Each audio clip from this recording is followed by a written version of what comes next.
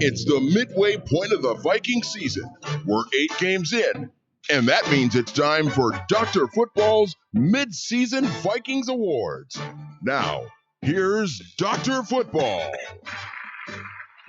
Thank you. Thank you very much, Manny Hill. Much appreciated. Finally, the recognition I so richly deserve.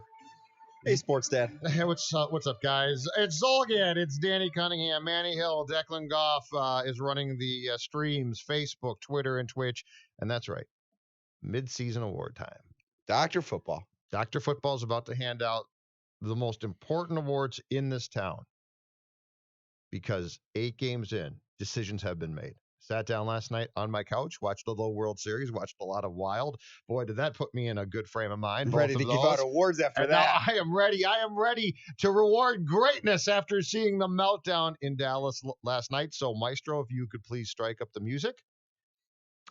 And hosting this fine, at least Vikings portion of the segment, Danny Cunningham. Danny Cunningham, you will be the man with the envelope in hand, at least throwing it to me. So, go ahead. Judd, the first award on tap tonight is the most valuable player on offense. Nominees might include Kirk Cousins, Stephon Diggs, Adam Thielen, Dalvin Cook, Kyle Rudolph, Garrett Bradbury, Pat Elflein. Just listing off everyone that plays offense. You know what? But who does the award go to? One must put on their glasses to open the envelope, okay? Only to take the glasses off. I'm opening the envelope. You're right, Kirk Cousins. Ooh, boy. That's a good candidate. Strong candidate. Last Chad. 4 games, he's been fantastic. Stephon Diggs. As I said, I believe Executive on of the Score Year. North Live yesterday, Executive of the Year, the man who pulled the puppet strings to get this offense on track by saying, I'm out of here unless you pass the ball more. But ultimately, the award goes to the running back who through 8 games has stayed healthy, leads the league with 823 yards rushing on 156 carries, 9 touchdowns. He is averaging 103 yards per game. He's also caught 29 passes for an additional 293 yards. And combined, he has accounted for 53 Vikings first downs. The award goes to Dalvin Cook, much to the chagrin of our colleague Matthew Collar, who told me last week on Purple Daily that he was giving it to Stephon Diggs. I got to go with Dalvin Cook. Your thoughts, both of you. There you go.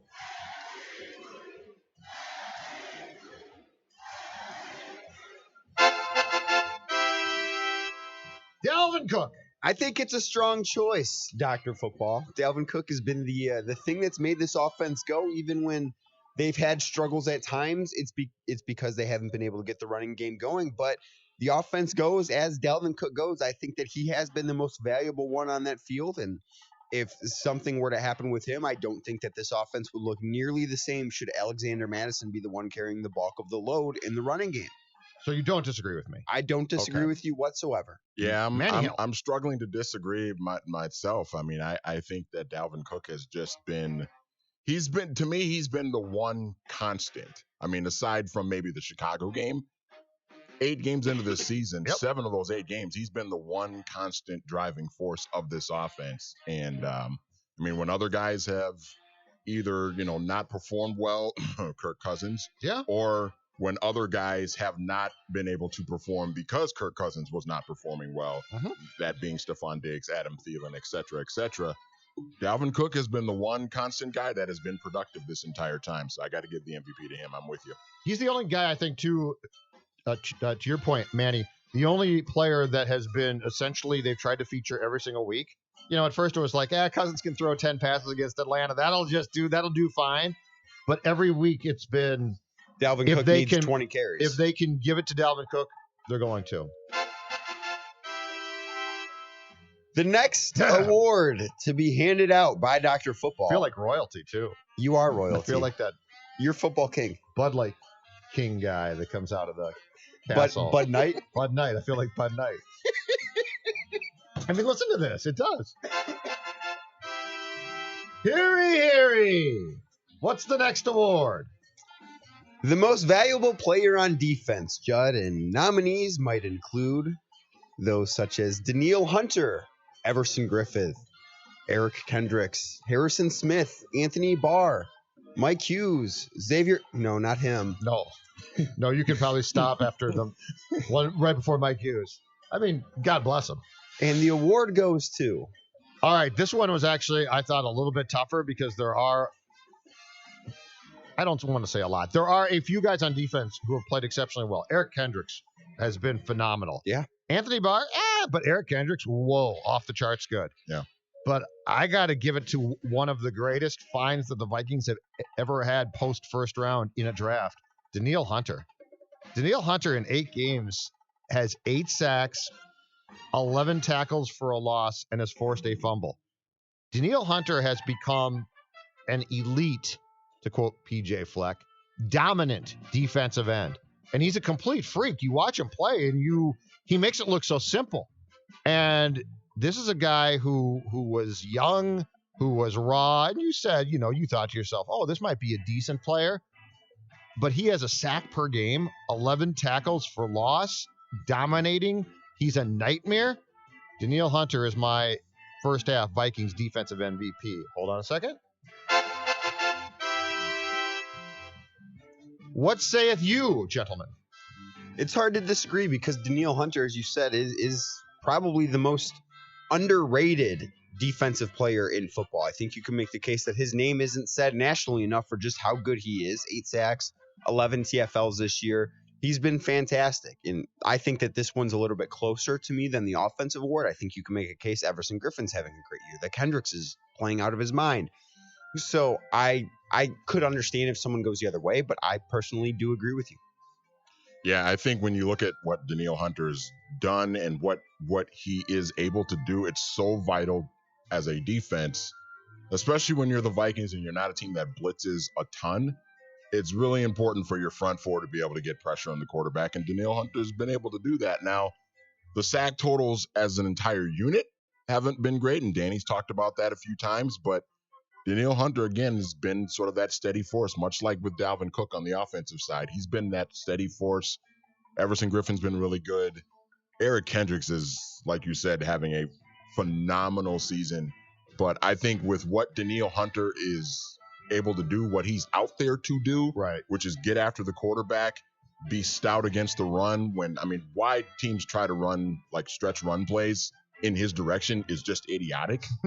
But teams continue to still do it, and he's still dominant in it. And he's been great. And I think this guy can get even better than what he is right now, considering where he's at in his career and his age and everything. So I'm with you. Danielle Hunter, the defensive player of the first half of the season. Dr. Football, the next award to be handed out a lot of work for me today. Is the Rookie of the Year award. Okay, yeah. This one is essentially between Garrett Bradbury, Alexander Madison, BC Johnson. Yep. Can't think of any other rookies that are really doing much. Yeah, all right. Bradbury, first 4 games, sorry, buddy, but you don't qualify. You picked it up, but sorry. Can't do that. Can't go there. You being thrown aside in at least 2 of those games, physically tossed aside like a rag doll, left an impression that's going to take a while for me to overcome. BC Johnson, I like a lot. I think he's a young, up-and-coming player, but you know what? He hasn't played much.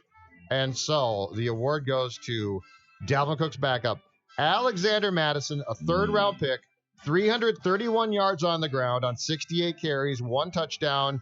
He's accounted for 14 first downs in 8 games. He's been used perfectly, but when he is used, he's contributed pretty well, I think. So this is not a case of a kid who has stepped in and moved into a starting role and had a defining first half. But for a 3rd-round pick, and keep in mind, too, Latavius Murray was a good player. Sure. And Latavius Murray for the Saints the last 2 weeks has been off the charts. He was a hell of a backup for Dalvin Cook. Madison has stepped in and been very solid. So he is my first half Vikings Rookie of the Year.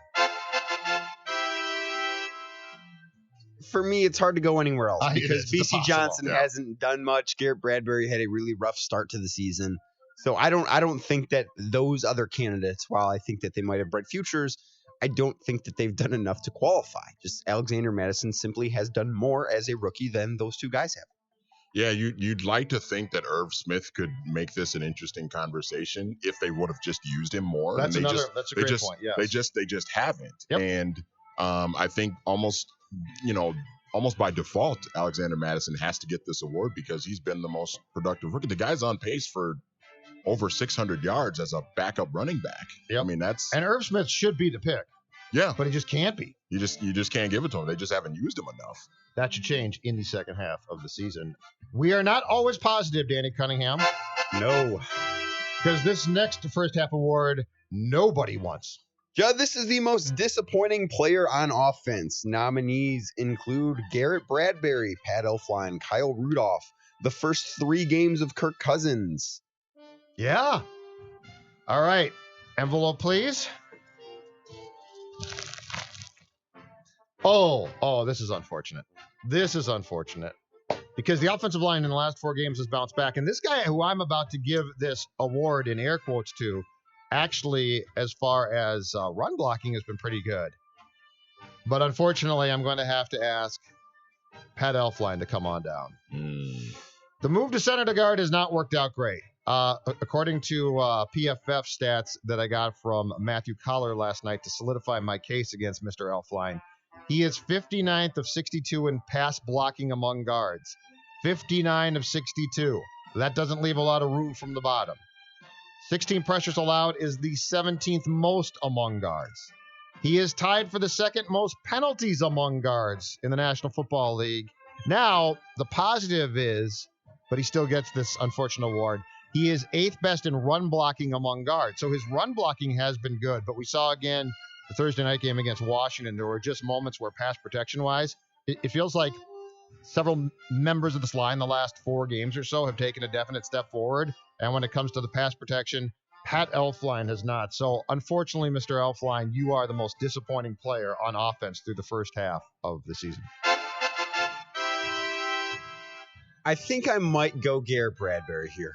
And I know he's been better lately, but he got off to such a bad start that it put me in a place where, I don't know if he's going to be able to recover from it. And I don't know if I can recover from seeing it because those first few weeks were just so bad. And I know he's been much better since, but I might lean that way.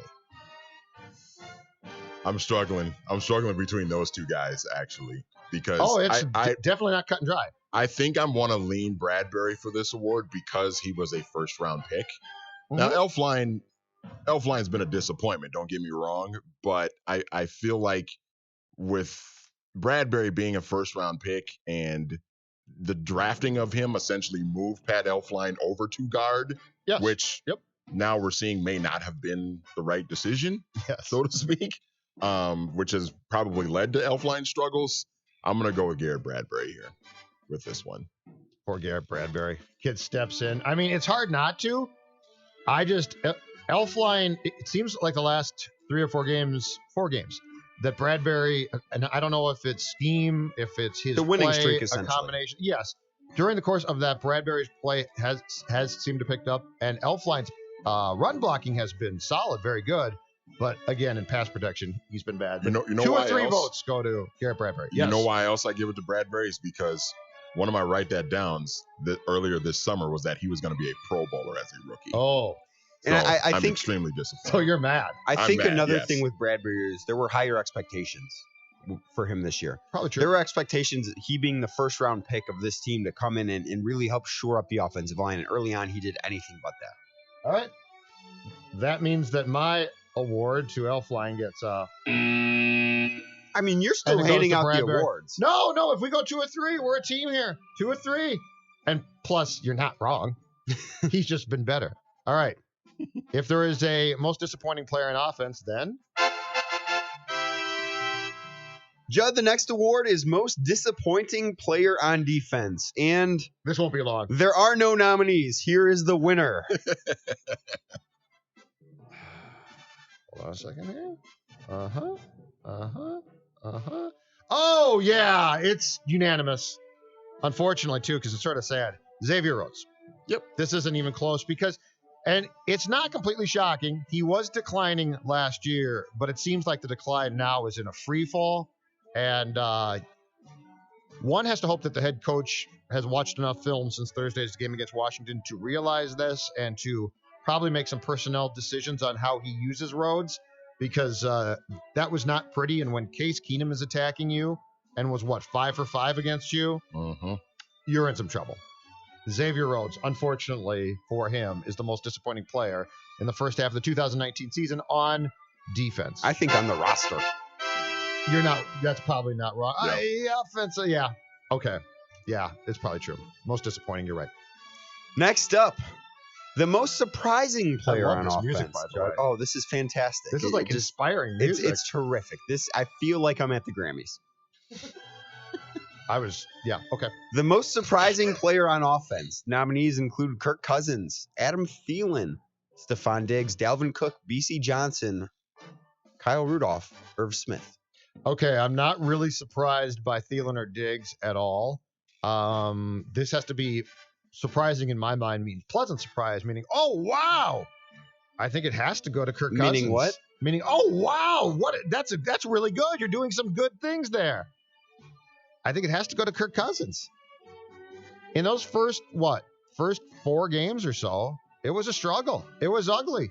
We were wondering if this was the guy long term, and heck, we still might be. Sure. But we were really down on Kirk, I think rightfully so. He was bringing his buddy Thielen on his podcast to apologize. Stephon Diggs, and I don't think that this was Cousins related as much, but Stephon Diggs was so disappointed by how the offense was being orchestrated that he left the team for 2 days. You'll have that. Now he is, as of this morning, Kirk Cousins is second in the league with a 115.2 passer rating. His 72.1 completion percentage is tied for first in the league. I think Kirk Cousins and the in-season turnaround as we get through 8 games has to be considered the most surprising for the Vikings offense. As someone who called him an $84 million sham after week 2, I am contractually obligated to agree with you that he's been the biggest surprise. I would say Dalvin Cook's health, I think, is a very pleasant surprise, too. That's worth bringing up. That's absolutely true. 8 games, and he's been banged up, but he's not been hurt. I actually am going to throw a curveball at you guys and think of another guy. And even though he hasn't been as productive as I would like to see him be, mainly because of his usage, they're just not using him. I think Irv Smith is kind of a pleasant surprise. Just because I can see that. You don't normally think of rookie tight ends stepping in and right away showing that they can play and be useful. He's been useful. They just haven't used him. I mean, I think Kirk Cousins, the way he's played the last 4 weeks has been a surprise. But I think the overall package that we've seen from Kirk Cousins in these 8 games isn't much of a surprise, because this is kind of how his career's always gone, where he'll have a handful of bad games and then he'll have a handful of really good games. And, we'll see if that continues over the next couple of weeks. But I'm going to give my surprising player to Irv Smith, just because I was honestly not expecting anything out of him as a rookie this season. He's been better than I expected. They need to use him more, though, damn it. Use him. They should, yes. They will. The next award, Dr. Football. Yes, sir. Wait, let me get the music going. I'm waiting for the music. I'm laying out for you. There we go. Yeah. There we go. Is most surprising player on defense. Radio professional. Oh, yeah. You know how it is. Nominees include Harrison Smith, Mike Hughes, Everson Griffin, and Eric Kendricks. Okay, to me, this is pretty simple. In an ordinary year, it might be Kendricks, but considering what Everson Griffin went through in 2018, which was a lot, off the field, missed tons of games. He had 5.5 sacks in 11 games in 2018, and it was basically for a guy who has capability to be as good as Everson does, a lost season. In 8 games right now, he is 1 sack behind last year. He's got a pick. Everson Griffin. Didn't he pick off the fake field goal? Everson Griffin. Yes, but he's still Does a that pick. count? Yes, Does that really yes, count? because he's all over the field. I'm giving him credit because Everson Griffin, to me, and by the way, I'm the guy who said, why are you restructuring him? Free up the money. Don't bring him back. He's older. He had problems. Just, you know what? He'll go somewhere else and play. And he has come back, and he's been absolutely outstanding. So my most surprising player on defense for the first 8 games, Everson Griffin, Danny Cunningham. With everything he went through last year, it's hard to disagree there, because you don't know what type of mind state he's going to be in, if he's going to be ready to play football, if he's going to want to play football. You didn't know those things coming into this year. He was someone that you couldn't count on, not because he couldn't do it physically, but because of where everything off the field lied.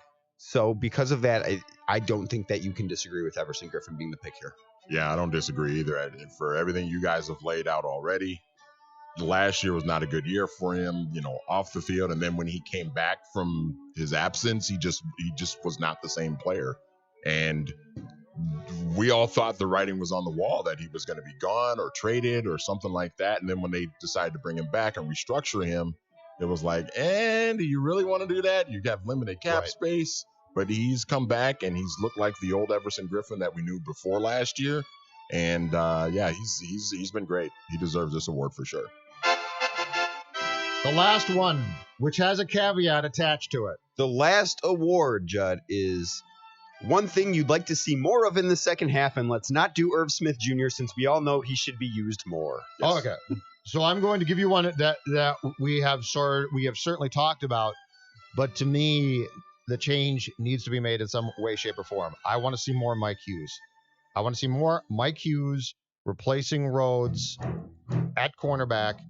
He has certainly played since he came back from the ACL tear early this season, but there is no reason that I can see. He's a first-round pick. He's a good player. He should be getting stronger, right? He should be getting stronger at this point in time. I want to see more Mike Hughes used in place of Rhodes in the second half. Come on down, Mike Hughes. You're right. And not because I necessarily want to see more Mike Hughes. I want to see less Xavier Rhodes. Unfortunately, that's what it's turned into. That's a really mean thing to say, but yeah, okay, that's basically. I'm accurate. I would also like to see more offensive creativity. I think it'd be fun to see Dalvin Cook and Alexander Madison on the field together. Ooh, I like that. I think that'd be a fun thing to see in the second half of the season. I'd like to see more